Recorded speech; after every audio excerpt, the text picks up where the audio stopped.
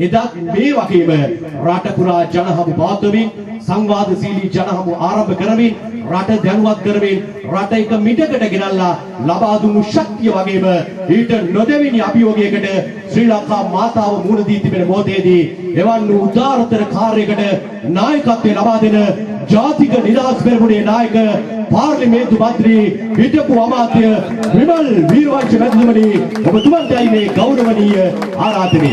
මේ අවස්ථාවට සහභාගී වී සිටින කැස්පෑව ආසනයේ ශ්‍රී ලංකා පොදුජන පෙරමුණේ සංවිධායක ඒ වගේම අපේ පාර්ලිමේන්තුවේ අපේ විපක්ෂ මන්ත්‍රී කණ්ඩායමට බලවත් ශක්තියක්ව කටයුතු කරන අප හිතවත් ජ්‍යෙෂ්ඨ දේශපාලන නායකයෙක් වෙච්ච ගාමිණී ලොකුගේ මැතිතුමනි ඔබතුමාගෙන් අවසරයි.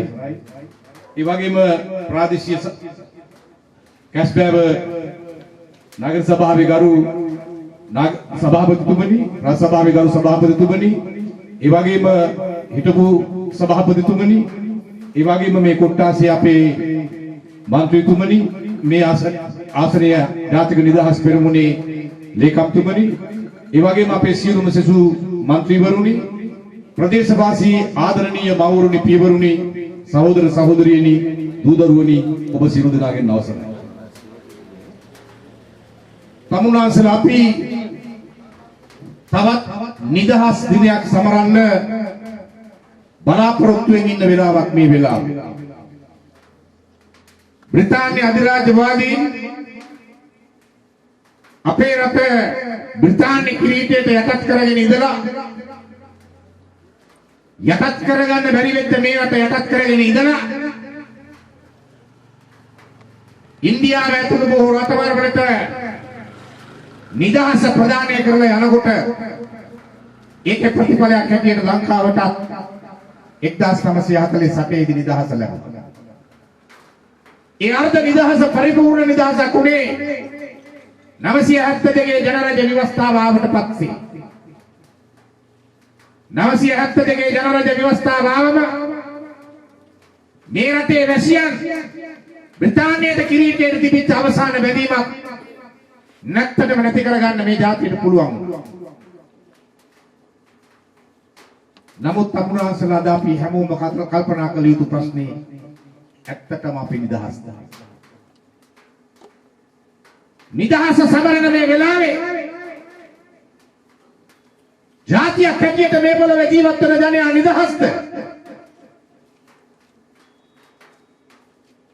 මේඩ් ඉන් චයිනා කියලා නම් ජාතික කොඩිය ලෙලදෙන්නේ.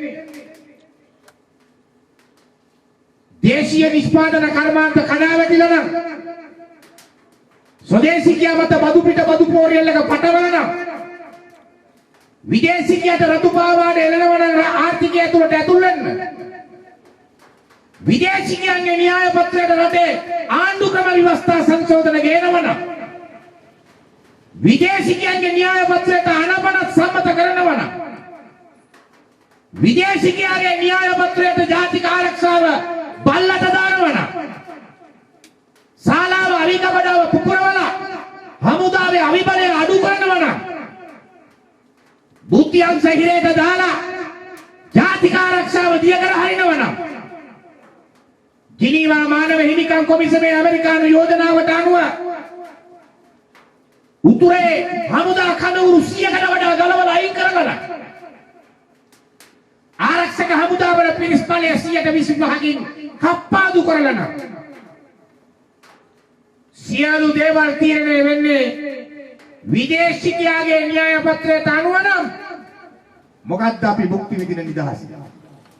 තමුන්වහන්සේලා දැක්කා රනිල් වික්‍රමසිංහ මහත්තයාගේ අගමැතිකමට තට්ටු වෙච්ච වෙලාවේ බටහිර යුරෝපා තානාපති කාර්යාලවල සුදු මහත්තුරු අරලියගහ මන්දිරයට යනවා පාර්ලිමේන්තුවට යනවා අරලියගහ මන්දිරයට ගිහිල්ලා රනිල්ව ධෛර්ය සම්පන්න කරනවා පාර්ලිමේන්තුවට එනවා කරු ජයසූරිය මහත්තයාව ධෛර්ය සම්පන්න කරනවා මොකද්ද බටහිර යුරෝපා තානාපතිවරුන්ට මෙච්චර කිරිපණු ගායක් හැදුනේ රනිල්ගේ පට්ටම නැති වුණා රනිල් අතේ තියෙන න්‍යායගේ න්‍යාය පත්‍රය විවස්ථා සංශෝධන කියලා අරගෙන ඉන්නේ උන්නහලගේ න්‍යාය පත්‍රය දැන් තමුන්නාසර දන්නවා යුද්ධයේදී ඉඳලා දසවෙනි අවුරුද්ද තමයි මේ උදා වුනේ. මැයි මාසේ 18 වෙනිදාට යුද්ධය ජයග්‍රහණය කරලා මේ රටේ වීරෝදාර දූපුතුන් ජීවිත පුදලා දිනාගත්තු සාමයට අවුරුදු 10යි. මේ තමයි සාඩම්බරණීය ජයග්‍රහණයේ දසවෙනි වර්ෂ පූර්ණයේ සමරන අවුරුද්ද. මොකක්ද අවුරුදු 10 ගත වෙනකොට නිදහසට අවුරුදු 71 වෙනකොට යුද්ධයේ දිනලා සාමය ස්ථාපිත කරලා අවුරුදු 10 යනකොට මොකක්ද අපි ඉස්සරහ අපිට වෙමින් පවතින්නේ? පාර්ලිමේන්තුවට ගේනවා විවස්ථා සංශෝධන. රනිල් වික්‍රමසිංහ මහත්තයා හිතාගෙන ඉන්නේ මේ රටේ ජනතාව උදේට කන්නේත් විවස්ථාව එක්කොල, දවල්ට කන්නේත් විවස්ථාව එක්කොල, රාත්‍ර කන්නේත් විවස්ථාව එක්කොල. දෙමළ ජාතික සන්ධානයේ සුමන්ත්‍රණ മന്ത്രിවරයාගේ දොරපිටේණිය අනුව ප්‍රාන්ත ආණ්ඩුව බල සම්පන්න කරන විවස්ථා සංශෝධන, ඉඩම් බලය පළාත් ආණ්ඩුවට දෙන විවස්ථා සංශෝධන, පොලිස් බලය ප්‍රාන්ත ආණ්ඩුවට දෙන විවස්ථා සංශෝධන, දීපු බලය අනාගතේවත් නැවත අත්පත් කරගන්න බැරි වෙන විදිහේ වෙට්ටු දාපු විවස්ථා සංශෝධන ගේන්න හදනවා පාර්ලිමේන්තුවට. මේ රටේ ආර්ථිකය කාබාසිනිය වෙලා ඊටම මුදල් ඇමති රවි කරුණානායකම කියනවා මේ රට තව ටික දවසකින් බංකොලොත් වෙනවා කියලා. එහෙව් ඉරණමකට ආර්ථිකය අදවට්ටලා දේශීය ව්‍යාපාර කඩාවැදිලා ජාතික ආර්ථිකයේ අන්තිම හුස්පටින්ගත් හෙළන වෙලාවේ ඒවට උත්තර නෑ, ඒවට විසඳුම් නෑ, ගේන්නේ විවස්ථා සංශෝධන. දැන් මේ රටට ඕනේ මේ රටේ මධ්‍යම ආණ්ඩුව දුර්වල කරන විවස්ථාවල්ද? ජනාධිපතිගේ තියෙන බලයත් ඇති කරලා ඒ බලය පළාත් ආණ්ඩුවට දීලා පාර්ලිමේන්තුව පෙළහීන කරලා රටටම බලපාන විදියට නීති හදන්න බැරි පාර්ලිමේන්තුවද මේ රටට ඕනේ. ඔයාලොත් විවස්ථා සංශෝධනයේ ක්‍රියාත්මක වුණොත් පළාත් ආණ්ඩුවලට බලපාන ඕනම පනතක් ඒ පළාත් ආණ්ඩුවල අනුමැතියෙන් මිස සම්මත කරන්න බෑ. පාර්ලිමේන්තුවට මුළු රටටම බලපාන විදියට නීති හදන්න බැරි වෙනවා. ප්‍රාන්ත ආණ්ඩු වෙන වෙනම නීති හදන්න ගන්නවා. වෙන වෙනම විදේශ ණය ගන්න බල ගන්නවා. කෑලි 9කට සීසී කඩ බෙදිච්ච බෙලහීන දුබල රාජ්‍යයක් අපිට මේකපත් වෙනවා. සුමන්තිරන් මහත්තයා කියනවා ඔව් මේකේ ෆෙඩරල් ලක්ෂණ තියෙනවා. සම්බන්ධන් මහත්තයා කියනවා ඔව් මේක ෆෙඩරල්. අනුර කුමාර දිසානායක තෙමේ කියනවා මේ බිල්ලුමවනවා. බිල්ලුමවනවා. දැන් රේගුවේ අධ්‍යක්ෂ ජෙනරාල්තුමිය ඒ දෙමළ ජාතික මැතිනියව තනතුරෙන් පහ කරලා ආණ්ඩුවේ ඇමතිවරුන්ගේ හොර වංචා ව්‍යාපාර වලට බාධා වෙනවා කියලා. ආණ්ඩුව ආවට පස්සේ රේගුවට දාපු පස්වෙනි අධ්‍යක්ෂ ජෙනරාල් පස්වෙනියවත් යවුවගෙට ප්‍රජාතන්ත්‍රවාදී ජනතා විමුක්ති පෙරමුණ දිනා දීපු ප්‍රජාතන්ත්‍රවාදී යහපාලනේ ඒවට කතාරින්නේ නැහැ. ඒවට කතාරින්න පණ නැහැ. ඩොලර් හිර වෙලා, පවුන් හිර වෙලා, ෆ්‍රැන්ක් හිර වෙලා ඒවට කතාරින්නේ නැහැ. මලික් සමර වික්‍රමගේ වාසිකෝ හම්බෙන මල්ලි බර වැඩි, ප්‍රශ්නේ බරක වඩා. තමුනාගල දන්නවා. ඒ නිසා විවස්ථා සංශෝධන ගේන්නේ රාජ්‍ය ශක්තිමත් කරන්න නෙවෙයි. තමුන්නාන්සලගේ බලය ශක්තිමත් කරන්න නෙවෙයි. ඒනේ මේ රාජ්‍ය දුබල කරන්න. මොකටද දුබල කරන්නේ? දැන් ආර්ථිකය දුබල කරන්නේ ඇයි?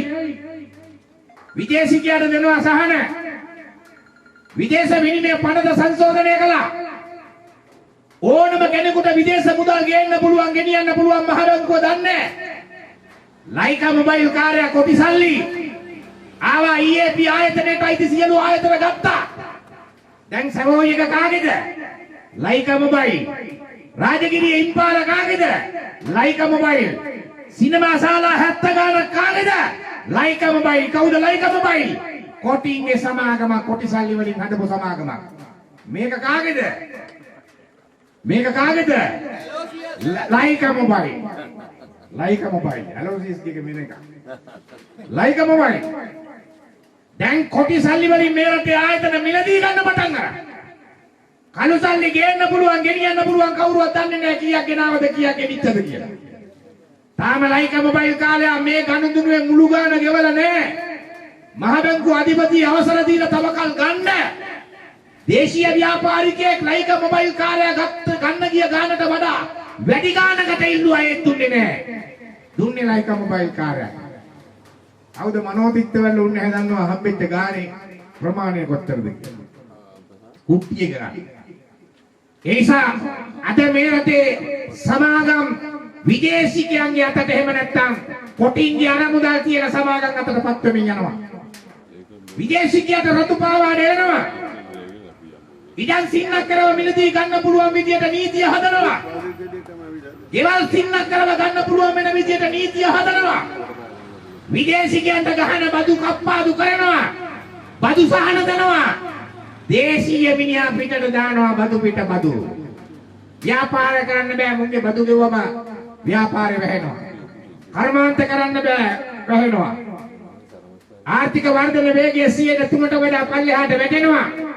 යුද්ධ කරන කාලේ යුද්ධ කරද්දී මහින්ද රාජපක්ෂ ජනාධිපතිතුමා 6.5% උඩින් ආර්ථික වර්ධන වේගය තියාගෙන ගියා.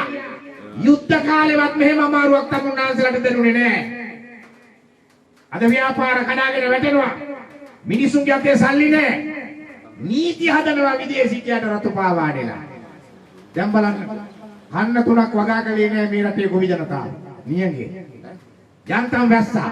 වැස්සෙත්තර අපි හිටපු දින 51 ඇතුළේ. නැත්තම් ඒකත් නැහැ. නැත්තම් ඒකත් නැහැ. ඒ දින 51 ඇතුළත යන්තම් වැහැල වැව් ටික පිරුණා. ගොවියා හතුටෙන් පටන් ගත්ත වගාව. මෙන්න අත්පලා මේ කොහේවත් හිටපු දලපු එක්කා. ඇහුවම කියනවා ඒකගේ නම සේනානි. දැන් හොයාගෙන තියෙනවා ඥාන විකෘති කරලා හදපු දලමුවෙක්. දලමුවා කනවා බඩගිනිනු. දලමුවා කනවා වගාව. ගහන්න බේත නැහැ. මොන්සෙන්ටෝ එකේ වුණා බෙහෙත. දලමුවට දෙන්න වැඩි බෙහෙත. one shot knockout. දලමුවා කවුද හැදුවේ? දලමුවා කොහොමද ආවේ? අපි අහුවම බීජ වලින් නේද ආවේ කියලා කියනවා නෑ හුලගෙන් ආව නම් ඉතින් හුලගෙන්ම යන්නත් එපේ. බීජ වලින් ගෙනාවේ පුත්තලම දිස්ත්‍රික්කයේ ගොවියෙක්. කෘෂිකර්ම අමාත්‍යාංශයෙන් ගත්තු බීජ වලම තියෙනවා ඒ හා සමාන දලමුවා. බීජ හරහා දලමුවත් එවනවා මොන්සෙන්ටෝ. දලමුවා නැසන රසායනික වර්ගයක් එවනවා මොන්සෙන්ටෝ. දැන් ඒ ඇස් ඉන්දියාවෙන් උත්විලා බඩයිරු කරල් කියනවා ඉටිපු බෑග් එකක දාලා විකුණන. බඩයිරු කරලක් කන්න උනා ඉන්දියාවෙන් ගෙන. රුපියල මෙහෙම හරිද තියෙන එක ගැන පුදුම වෙන්න ඕනේ නැද්ද? ජාතික කොඩිය මුද්‍රණය කරලා ගේන්නේ චීනෙන්. බඩයිරු කරලෙන් ඉන්දියාවෙන්. බෙහෙත් නිෂ්පාදනයේ ඖෂධ නිෂ්පාදනයේ නතර කරලා දේශීය ව්‍යාපාරිකයෙක් බිලියන ගාණක් ආයෝජනය කරලා මේ රටේ ඖෂධ නිෂ්පාදන අතර පටන් ගත්තා. ඒක කඩාකප්පල් කරා මේ ආණ්ඩුව ආද ඒක වැහිලා. රජයේ ඖෂධ නිෂ්පාදනය නතර කළා. ආන්න රුසියාවෙන් ගේනවා සෞඛ්‍යමති බාල ඖෂධ පිළිකා රෝගීන්ට ගෙනලා ලෙට්ටු කරවනවා. සියල්ල විදේශ රටවලින් ගේනවා රුපියල බංකොලොත් වෙනවා කඩාගෙන වැටෙනවා. රුපියලට ගෙවන්න වෙන ඩොලර් ප්‍රමාණය වැඩි වෙනවා. වැඩි වෙනකොට ණයබර ඉබේම වැඩි වෙනවා. ණයබර කලබනාකරණය කරගන්න බෑ කියලා විකුණනවා. අන්න යනවා විකුණන්න ත්‍රිකුණාමල වරාය තෙල් ටැංකි ටික වික්කා. අකර 500කට වඩා වික්කා. දැන් අන්න සිංගප්පූරු සමාගමක් රනිල් ගෙන්නලා සත්‍යතා අධ්‍යයන වාර්තාවක් කරලා වාර්තාව දුන්න රනිල්ට ත්‍රිකුණාමලේ අක්කර 33000කට වඩා වැඩි භූමි ප්‍රදේශයක් පුරා විහිදෙන විශේෂ ආයෝජන කලාපයක් හදන්න.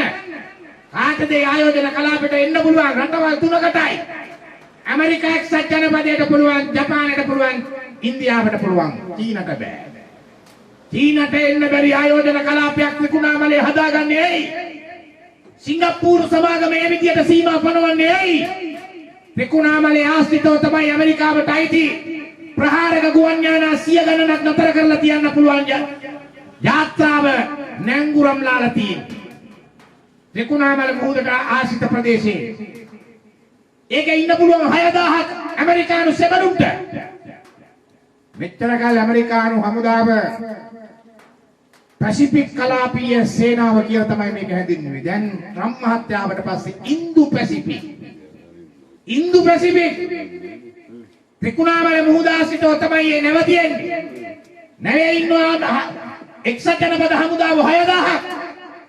ප්‍රහාරක ගුවන් යාන 100 ගානක් නතර කරන්න පුළුවන්. අන්න ත්‍රිකුණාමල වරායගේ ආශ්‍රිතව හදනවා අක්කර 33000ක ආයෝජන කලාපේ. ඒක ඇතුලේ තියෙනවා සේවා සපයන ආයතනය. කාට සේවා සපයනද අර නාවක හමුදාවට ඇමරිකා එක්සත් ජනපදයේ. නැවත ඕන කරන කෑම අවියායු සපයන සේවා මධ්‍යස්ථානයේ ඒක ඇතුලේ හැදෙනවා.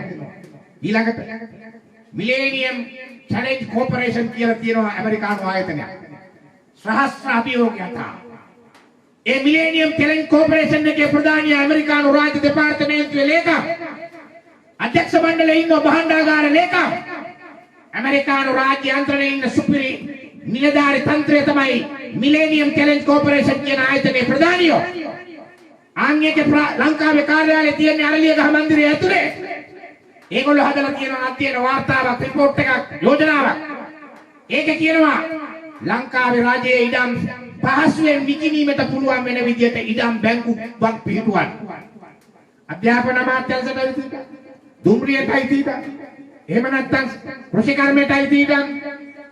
වාරි මාර්ගයටයි තියෙන. මේ ඔක්කොම ඉඩම් එක බැංකුවකට දාන්න. දාලා ආයෝජකයෙක් කිල්ලපු ගමන් දෙන්න. බාධා කරන නීති අයින් කරන්න. දැන් අන්න කෙටුම්පත් කරලා කියනවා බැංකු පනත ඉඩම් බැංකු පනත. ඊළඟට කියනවා අක්කර 50කට වඩා තියාගන්න බෑ කෙනෙකුට මේ රටේ ඉඩම්. ඒ සීමාව අයින් කරනවා. මොකද කරන්නේ? කෘෂි කාර්මික නිෂ්පාදනය කරන්නේ බලපත්‍ර ඉඩම් වල. බලපත්‍ර ඉඩම් වල වගාව කරන ගොවියට දෙනවා සින්නක්කර ඔප්පුව. රජයේ ඉඩම් ඔක්කොම ගන්නවා ඉඩම් බැංකුවට. එනවා විදේශ ආයෝජකයා. ඉල්ලන ඉඩම දෙනවා. ඉඩම් බැංකු පනතේ කියනවා අවසාන තීරණය ගන්නේ ඉඩම් අයිති අමාත්‍යාංශයේ ඇමතිවරයාය. ඇමතිට ගාණක් කපන්න පුළුවන් වෙන විදිහට වැඩි අක්කලා. අපි හිතමු අධ්‍යාපන අමාත්‍යාංශයේ ඉස්කෝලේක පිට්ටනියක් ඉල්ලනයි කියලා ආයෝජක. ඒකේ අවසාන යනවා අකිල විරාජ් කාර්යෝ සම්මාත්‍යාට තීරණය ගන්න. අකිල විරාජ් කාර්යෝ සම්මාත්‍යා එක්සෝ වයි කියමුකෝ අධ්‍යාපන විද කවුරු හරි දෙනවා ඉඩම ගාණක් ගන්න. ඇමතිට ගාණ ලැබෙන විදියට තමයි ඉඩම දෙන්න ක්‍රමය හදලා දෙන්නේ. අන්න බලන්න. මේ රටේ ඉඩම් ටික 70%ක් අදත් මේ රටේ ගම්බද ධනයා. අපේ ආහාර සුරක්ෂිත භාවය ඇති උනේ කෘෂි කර්මාන්තයෙන් අපේ ජනතාව පලා නොගිය හන්දා. කෘෂි වගාව නිෂ්පාදනය අතහැරලා ආපු නැති හන්දා. ෂේම භූමිය නගරය කියලා හිතාගෙන හිටියේ නැති හන්දා. දැන් මොකද වෙන්නේ?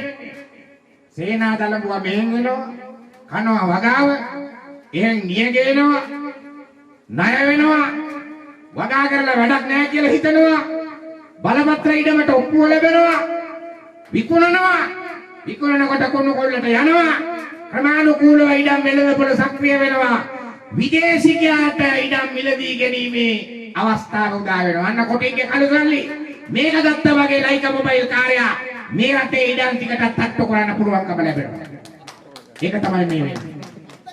ඒ නිසා මගේ අම්මේ තාත්තේ සහෝදරයා සහෝදරිය මිලේනියම් චැලෙන්ජ් කෝපරේෂන් එකෙන් කියනවා ත්‍රිකුණාමල වරායේ ඉඳලා කොළඹ වරාය දක්වා දිස්ත්‍රික්ක 7ක් හරහා දිවෙන විශේෂ ආර්ථික පටියක් ස්පෙෂල් ඉකොනොමික් බෙල්ට් එකක් හදන්න. කිලෝමීටර් 200ක් විතර දුරයි. ත්‍රිකුණාමල වරායයි කොළඹ වරායයි යා කරනවා. දිස්ත්‍රික්ක 7කින් එනවා මේ පටිය. ඊට සමාන්තරව යනවා විදුලි දුම්රියක්. විදුලි දුම්රියක් යනකොට තමුන්නාන්සලා දන්නවා මෘදු විදුලියක් සහිත කම්බියකුත් යනවා ඒකට සමාන්තරව. මිනිස්සු පාරට ඇතුල් වෙන එක වළක්වනවා. රට මැද ත්‍රිකුණාමලේ ඉඳලා කොළඹ වරාය දක්වා වෙනම පටියක් එනවා විශේෂ ආර්ථික පටිය කියලා. ඒකෙන් අක්කර 5ක් නෝමෑන් ඒරියා මේ පැත්තෙන් අක්කර 5ක් නෝමෑන් ඒරියා. කවුරුත් නැහැ. ඒ වාර්තාවේ සඳහන් වෙලා නැති වුණාට අපිට තියෙන තොරතුරු අනුව ඒ විශේෂ ආර්ථික කලාපය තුල බලපවත්නේ ලංකාවේ නීතිය නෙවෙයි. එක්සත් ජනපද නීතිය. ඒක දාන්නේ වාර්තාවට දෙවනුව. දැන් රට මැද්දේ මේ තීන මහා ප්‍රාකාරය වගේ මේ පටිය හැදුවම ඉබේම භෞතිකව මේක දෙකට බෙදෙනවා. ඉබේම භෞතිකව මේක දෙකට බෙදෙනවා. දැන් ඇමරිකානු පීස් කෝප් එක ඇමරිකානු සාම හමුදාව එන්න නියමිතයි ගම්බද පාසල් වල දරුවන්ට ස්වේච්ඡාවෙන් ඉංග්‍රීසි උගන්වන්න. පුදුම ආදරයක් එක්කමක් ඇති වෙලා තියෙන අපේ ඉංග්‍රීසි බැරි දරුවෝ. මේ තමුන්නාන්සලට පේනවා ඊළඟට ඇමරිකානු තානාපති කාර්යාලයයි විදේශ අමාත්‍යාංශයයි දැන් එකගතාවයකට යන්න හදනවා. ඇමරිකා තානාපති කාර්යාලයේ ලියුම එවලා තියෙනවා. මොකක්ද එකගතාවය? ඇමරිකාව ඉල්ලනවා ඇමරිකානු ආරක්ෂක අමාත්‍යාංශයට අයිති ඕනම කෙනෙක් ඊට අදාළ කොන්ත්‍රාත්කරුවෙක් ඊට අදාළ ශිල්පියෙක් ලංකාවට ආවොත් තානාපති මුක්තිය තියෙන්න ඕන. එයා යන්නේන වාහන පරීක්ෂා කරන්න බෑ, යාව චෙක් කරන්න බෑ. එයාට නිදහසේ පරීක්ෂා කර බැලීමකින් තොරව එහා මෙහා යන්න තියෙන්න ඕන. නිකන් හිතන් ත්‍රිකුණාමලයේ අක්කර 33000ක් දෙනවා. ත්‍රිකුණාමලයේ ඉඳන් කොළඹ වරාය දක්වා ස්පෙෂල් ඉකොනොමික් බෙල්ට් එකකුත් දෙනවා. ඇමරිකානු ආරක්ෂක අමාත්‍යාංශයටයි කි ඕනම කෙනෙකුට කොන්ත්‍රාත්කරුවෙකුට නිලධාරියෙකුට ශිල්පියෙකුට වාහන පරීක්ෂා කිරීමකින් තොරව මේ රට පුරා උඩින් යටින් යන්න නිදහසක් දෙනවා. තව ඉංග්‍රීසි උගන්වන්න ඇමරිකානු සාම හමුදාවේ බටයොත් වෙනවා. මෙහෙම මේක ඇස්තේ පින්න බැස්සම ඇමරිකා එක්සත් ජනපදයේ මේ විදියට පින්න බැස්ස හැමතැනම ගැටුම් වලින් පිරිච්ච මස් කඩවල් බවට පරිවර්තනය කරලා තියෙනවා. තමුන්නාන්සල දැක්ක මනාත විල්ලුවේ හම්බ වුණා මුස්ලිම් අන්තවාදී කල්ලියක අවියායුධ. බුදු පිළිම වහන්සේලාට පහර දීපු කණ්ඩායම හොයාගෙන යනකොට තමයි මේක හම්බ වුනේ. ඩෙටනේටර් 50යි වෙඩි බෙහෙතුයි. ඩෙටනේටර් 100යි වෙඩි බෙහෙතුයි. ඒ කියන්නේ ස්ථාන 100ක ප්‍රහාර 100ක් කරන්න පුළුවන් වෙන විදිය අවියායුධ. යුද්ධය ඉවර වුණාට පස්සේ එක තැනකින් හම්බ වෙච්ච බලපතරම අවියායුධ තෝගේ. මේ මොකටද ලෑස්ති වෙන්නේ? කවුද මේවට මොන රටවලද අරමුදල් ලැබන්නේ? මේ මොකටද මේ ලෑස්ති වෙන්නේ? මේ මගේ අම්මේ තාත්තේ මේ රට නැවත ලේවිලක් කරන ක්‍රමය. එක්සත්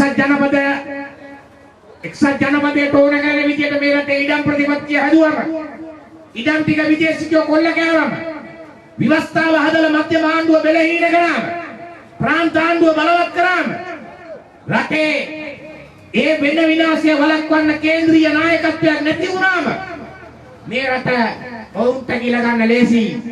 ආර්ථිකයේ වැටෙන තරමට ගිල ගන්න ලේසි. ජාත්‍යන්තර මුල්‍ය අරමුදල එනවා ඇවිල්ලා කියනවා උඹලා ගහපල්ලා ලංකාවේ උන්ට බදු පිට බදු. ගැහුවනේ මේ ළඟදී කාබන් බද්ද කියලා එක. වාහනේ කාබන් එළියට එන හින්දා ඒකට ගහුවා කාබන් බද්ද. තව ටික දවසකින් ගහයි දාඩිය බද්ද. ඇගෙන් දාඩිය පිට වෙනවා හින්දා ඒකත් හොඳ නැහැ කියලා දාඩිය බද්ද ගහයි. බදු පිට බදු ස්වදේශිකයන්ට ගහන්නේ මේ ආර්ථිකේ වටන්න. ආර්ථිකේ වැටුණම අවස්ථාව ගන්න විදේශිකයා. වැටෙන අවස්ථාව හිමි වෙන්නේ විදේශිකයාට. ඒකයි මේ ආණ්ඩුවේ ප්‍රතිපත්තිය. දෙන සහන දීලා තියෙන්නේ විදේශිකයාට. ඒ නිසා මගේ අපේ තාත්තේ සහෝදරයා සහෝදරිය මේ තමයි මේ රාජ්‍ය අපේ ඇස් ඉදිරි පිටම විදේශීය න්‍යාය පත්‍රයට බිලි දෙන යුගය. වික්‍රමසිංහ මහත්තයාගේ මාමට කිව්වේ යංගිඩි කියලා. ජයවර්ධන මහත්තයා කොච්චර හොඳද කියලා හිතනවා බෑනාගේ වැඩ ටික බැලුවා. එයා යංගිඩි කියනම් මෙයා ඩබල් යංගිඩි. හිට පිට නැතුව තමයි අද මේ රටේ සාරේ උරාගෙන බොන්න දෙන්නේ. ඒ හන්ද තමයි විදේශික තානාපතිලට රනිල් නැතුව බැරි වුණේ. අපේ ආණ්ඩුව මහින්ද මහත්තයා අගමැතියට පත් වෙලා ආණ්ඩුව පිටවපු ගමන් බටහිර තානාපති කාර්යාලය ලෝකෙට ඒගොල්ලෝගේ රටවලට ගියා ලංකාවේ පාරවල් වල මරා ගන්නවා. ඒ නිසා සංචාරය කරන්න එපා අනතුරු ලැබුවා. කොහෙද පාරවල් වල කොහෙද මරාගත්තේ? මොන පාරද මරාගත්තේ? අර්ජුන රණතුංගර අනවශ්‍ය වෙලාවක ඇමති පට්ටම නැති වුණාට පස්සේ ලිපි ගොනු වගේක් උස්ස ගන්න ගිහිල්ලා උන්හාය ගෝලියෝ වෙඩි තියලා එතන හිටපු සේවකයෝ වගේක් මරුණා. ඒ සිද්ධිය ඇරෙන්න වෙන මොකක්වත් උනාද නැහැ. ඒක උනේ පාරේ නෙවෙයි ඇතුලේ. ඉල්ලන් කෑවා.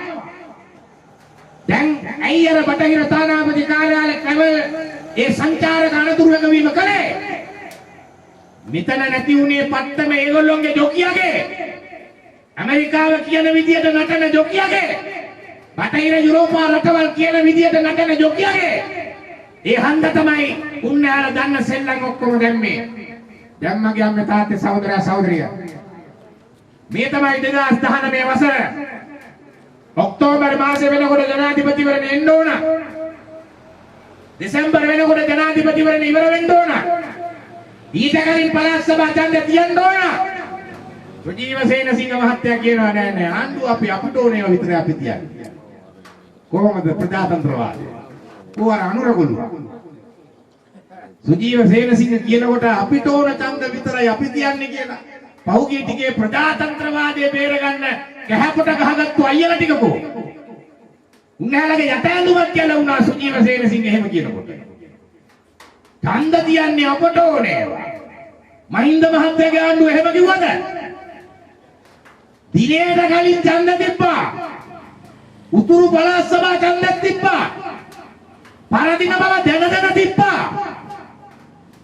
ඒක ඒකාධිපතිවාදය. ඒක ඒකාධිපතිවාදය.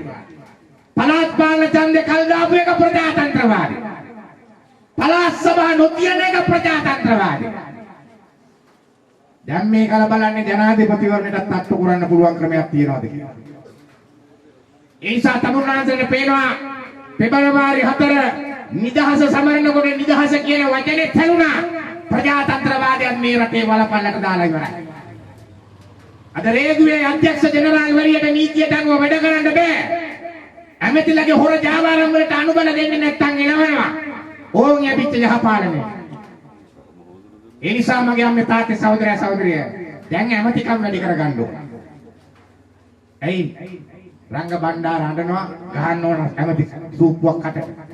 එතකොට නේද? පසුපෙළ മന്ത്രിවරු හඬනවා. කැබිනට් නෑ කියලා ලතෝනි දෙනවා. කැබිනට් ඕනේ කියලා අඬන එකාට කැබිනට් සූප්පුව ගහනවා කටට. යාන වාහන හම්බෙනවා.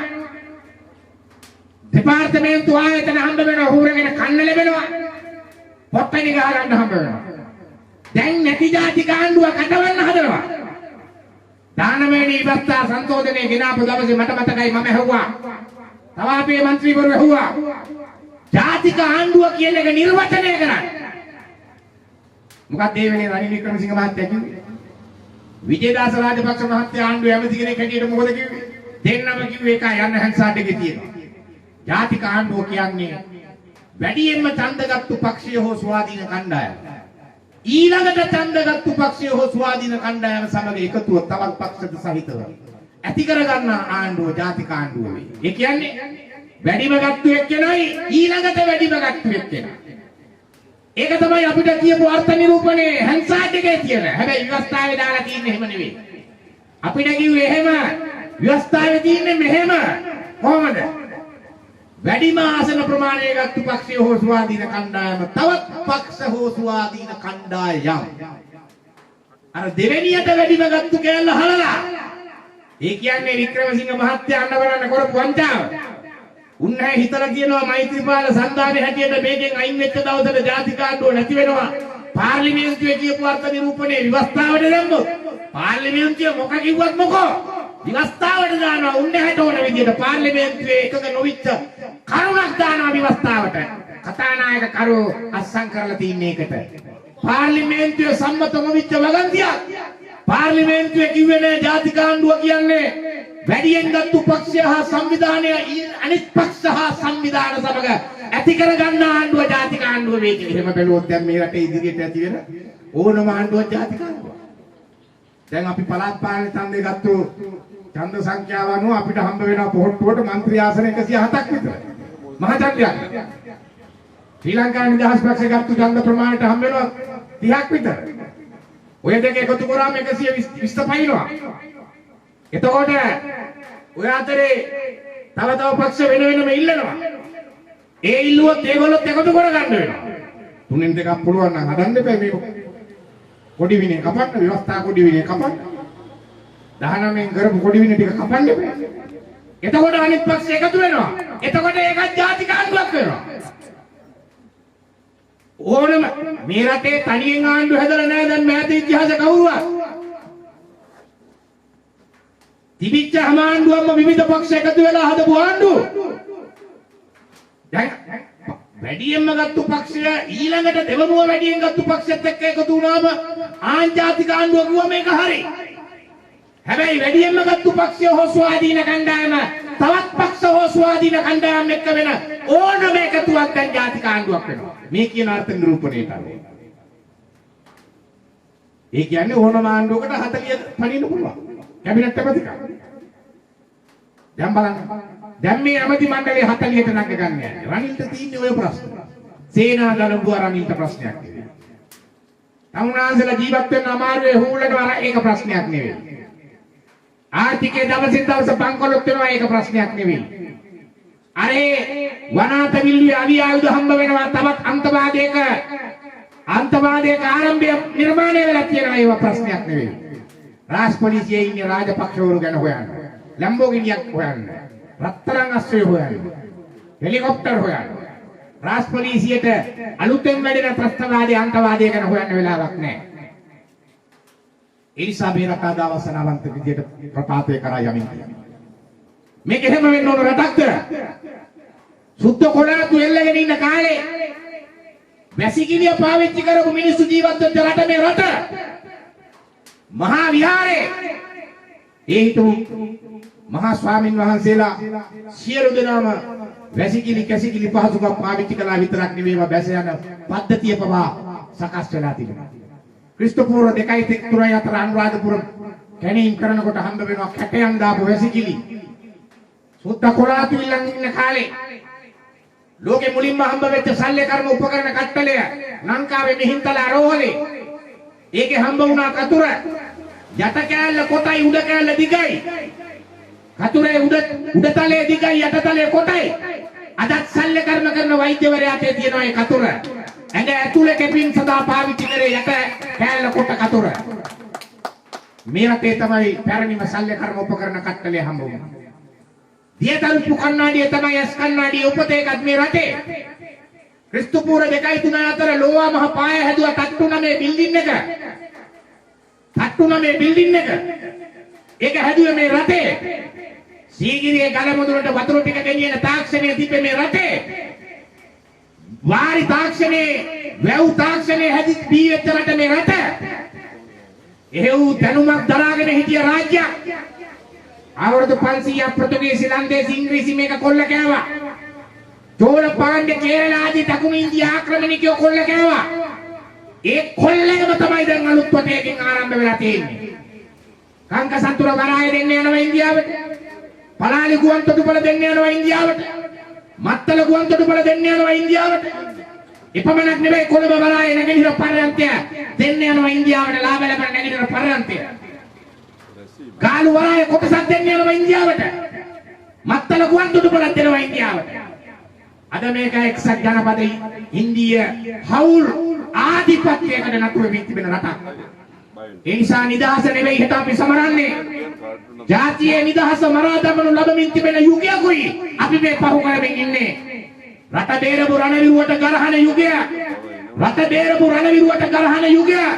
රට බේරපු රණවිරුවව විදේශාධිකරණ වලට කුදලගෙන යන්න පුළුවන් විදියට නීති හදන යුගය.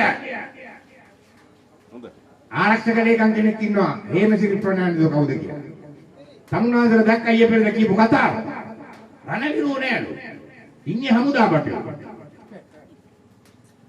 යුද්ධේ තියෙන කාලේ ඔය කට ඇරියේ නෑනේ. දැන් ඒ නිසා එහෙම මානසිකත්වයකට මේ ප්‍රකාශය දෙවත්තර තියෙනවා. ජීවිතේ ධම් දීලා පූජා කරලා බේරගත්තු රාජ්‍ය අද අපට හිමි කරගන්න මිත්‍ති වෙනවා. ඒ නිසා මගේ අම්මේ තාත්තේ සහෝදරයා සහෝදරිය මේ විනාශකාරී පාලනයට තවදුර ඉදිරියට යන්න දිය යුතු නෑ. අර ඔක්කොම වගේම මේ රටේ හැදුවා සුවිශාල දෙයක් භාෂාවක්. ලෝකේ හැම භාෂාවකටම අක්ෂර මාලාවල් නෑ Tamanටම ආවේ. ඉංග්‍රීසි අකුරු තමයි ප්‍රංශ භාෂාවේදී. ඉංග්‍රීසි අකුරු තමයි ඉතාලි භාෂාවේදී. ඉංග්‍රීසි අකුරු තමයි ජර්මන් භාෂාවේදී. භාෂාව වෙනස් වුණාට අක්ෂර මාලාව එකයි. මම අහගෙනයි රත්නශ්‍රී විජේසිංහ මහත්තයාගේ කතාව. එතුමා කියනවා අනෝජා වීරසිංහ ප්‍රවීණ රංගන ශිල්පිනිය බ්‍රිතාන්‍යයට ගිය වෙලාවක බ්‍රිතාන්‍යයේ වැඩමුළුවකට ගියා කටහඬ ප්‍රවර්ධනය ගැන. ඒ වැඩමුළුවේ කතාව පවත්වපු මහාචාර්යවරයා බ්‍රිතාන්‍ය ජාතික මහාචාර්යවරයා. ඔහු අක්ෂර මාලාවක් පිටිය ගහලා කියනවා මෙන්න මේ භාෂාවේ මේ අක්ෂර උච්චාරණය කරන්න පුළුවන් නම් කටහඬ ප්‍රවර්ධනය වෙනවා. ඒක අනිවාර්යයි. අනෝජා වීරසිංහ මැතිණිය බලනවා මොකද්ද මේ පිටියේ තියෙන භාෂාව. අක්ෂර. බැලින්නම් සිංහල. අනෝජා වීරසිංහ මැතිණිය සතුට වැඩිකමට කියනවා ප්‍රොෆෙසර් ඔය මගේ මව් භාෂාව සිංහල මම ආවේ ලංකාවේ. එතකොට මහාචාර්යවරයා කියනවා අනෝජා වීරසිංහ මැතිණියට ඔබ හරිම වාසනාවන්තයා. ඒ වුණාට අපේ දෙන්නෙක් එංගලන්තෙදී හම්බුණා මුන් දෙන්න කතා කරන්නේ ඉංග්‍රීසියෙන්. ලංකාවේ ගොබිලෝ දෙන්නෙක් ලන්ඩන් නුවරදී හම්බුනොත් දෙන්න කතා කරන්නේ ඉංග්‍රීසියෙන්. ඇයි අර මහාචාර්යවරයා එහෙම කිව්වේ? මේ භාෂාවේ තියෙන ඕනම හඬකට ඕන කරන අක්ෂර කියන શબ્දයට ඕන කරන අක්ෂර තියෙන්නේ මෙතන විතරයි. බෙන්ගලි භාෂාවේ තියෙනවා ඊට අමතරව. මේ භාෂාව උච්චාරණය කරන්න පුළුවන් කෙනෙකුට ලෝකේ ඕනම භාෂාවක් උච්චාරණය කරන්න පුළුවන් නිවැරදිව. එහෙව් දිනු භාෂාවක් බිහිුනේ මේ පොළොවේ මේ සකල අභියෝග මැද්දේ. අවුරුදු 500ක් සුද්ධ මේ රට යටත් කරගෙන හිටියට චෝල පාණ්ඩේ කේරළ මේ රට යටත් කරගෙන හිටියට ඒ භාෂාවේ උරුමය වනසන්න බැරි වුණා. අපේ දැනුම් පද්ධතිය වනසන්න බැරි වුණා. අපි සම්පූර්ණයෙන් යටත් කරන්න බැරි වුණා. දැන් මේ යන්නේ අපට නොදෙමි අපව යටත් කිරීමේ අවධිය මේ පහුවෙන්නේ. ගිවිසුම් වලින් අපිව යටත් කිරීමේ අවධිය මේ පහුවෙන්නේ. ආයෝජන කලාප කියන නමින් අපිව යටත් කිරීමේ ක්‍රමය මේ යන්නේ. ඉඩම් බැංකු පනත ගෙනල්ලා රජයේ ඉඩම් විදේශිකයට කුණු කොල්ලට ගන්න පොටපාදල දෙන ක්‍රමය මගින් අපිව යටත් කරන යුගයේ මේ එන්නේ. විවස්ථා සංශෝධන ගෙනල්ලා තීරණ ගන්න බැරි මුදුනක් බෙලහීන මුදුනක් රාජ්‍ය වෙනුවෙන් තීරණ ගන්න බැරි තත්ත්වයකට මුදුනේ පාලනය පත් කරන මේකට යටත් කිරීමේ යුගයයි මේ එන්නේ.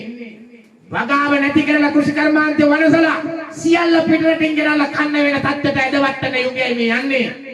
ආර්ථිකේ පංකොලොත් කළ ස්වදේශික ආර්ථිකයෙන් පළවා හැරලා ඇතිවෙන අවස්ථාව විදේශිකයට විවෘත කරන යුගයයි මේ යන්නේ.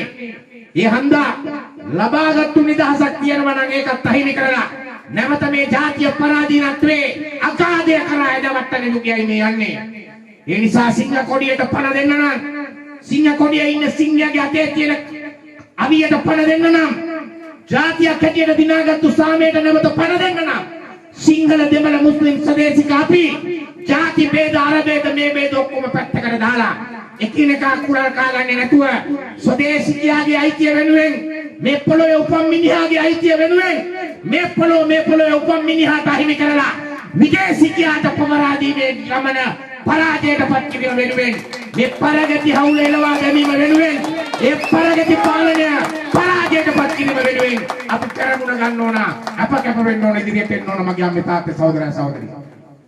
දින 51 ආණ්ඩුවේ මේ රටේ බදු බර අඩු කළා.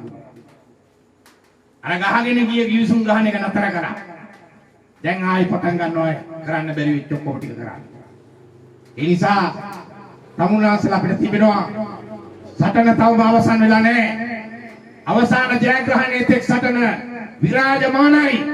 ඒ නිසා තමුන්නාසලා අපි මේ ලක් පොළොවට ආදරය කරන මිනිස්සුණන් මේ මව් පොළොවට ආදරය කරන මිනිස්සුණන් මේ රටේ උරුමය අනාගත දරුපට උන්ට අයිති විය යුතුයි කියලා හිතනම නම් නොරටුන්ගේ ආධිපත්‍ය යටතේ නොරටුන්ට ජීවත් වෙන්න ඉඩ ලැබෙන අනාගතයක් වෙනුවට ස්වදේශිකයාගේ ජයග්‍රහී බලාපොරොත්තු මත ඉදිරියට යන රටක් හදන්න ඕන නම් අන්න කරන්න තියෙන්නේ ඒ සටන මේ සටන අපි ඉදිරියට ගෙන යන්න ඕන. වික්‍රමසිංහ සුමන්තිරන් අනුර දිසානායක හවුල පරාජයටපත් කරන්න ඕන. ඒ වෙනුවෙන් අපි සියලු දෙනාම එකතු වෙමු. ඒ සඳහා අද මේ ජනහමුව සංවිධානය කරපු නාගරික මන්ත්‍රී අතුරු සහෝදරයා අතුරු මේ ජාතික නිදහස් පෙරමුණේ සියලුම ක්‍රියාකාරී සහෝදර සහෝදරියන්ට මගේ ස්තුතිය පිරිනමමින් මව් පොළොවේ ඉදිරිපිට තිබෙන මේ අභියෝග සමුදාය ඒ බලවත් අභියෝග සමුදාය ජයග්‍රහණය කරන්න බලවත්ව සමගි සම්පන්නව පෙරමුණ ගන්න පෙරටේ ඔබ සමට යෝධ බල යෝධ වීරයේ ශක්තිය ලැබේවා කියලා ප්‍රාර්ථනා කරමින් ගාමිණී ලොකුගේ මැතිතුමන් අතුරු අපේ සභාපතිතුමන් හිටපු සභාපතිතුමන් අතුරු අපේ මන්ත්‍රීවරු සියලු දෙනාටම ස්තුතිවන්ත වෙමින් මාතෘ භූමියට ජය වේවා ඔබ සමට ජයෙන් ජය වේවායි ප්‍රාර්ථනා කරමින් මගේ වචන ස්වල්පය අවසන් කරනවා.